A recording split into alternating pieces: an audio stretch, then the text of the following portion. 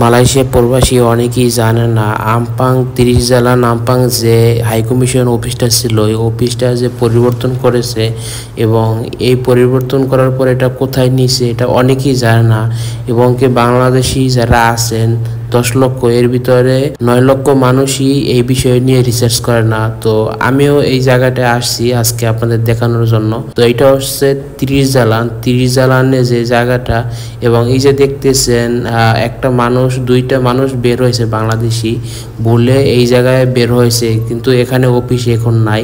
পরে আমি তাদেরকে বলছি যে অফিস এখান থেকে পরিবর্তন করা হয়েছে। তো এই যে কোথায় পরিবর্তন করা হয়েছে এটা আমি আপনাদেরকে স্ক্রিনে দিয়ে রাখতেছি এবং এই জায়গাটায় আপনারা যাবেন। তো অনেকেই ভুলে কিন্তু এই আগের ঠিকানায় গ্যাপ নিয়ে চলে আসে। তো মালয়েশিয়াতে অনেক সহজ সরল প্রবাসী আছে যারা এগুলো নিয়ে রিসার্চ করে না এবং অ্যাড্রেস সম্পর্কে জানে না এবং লিখতেও পারে না।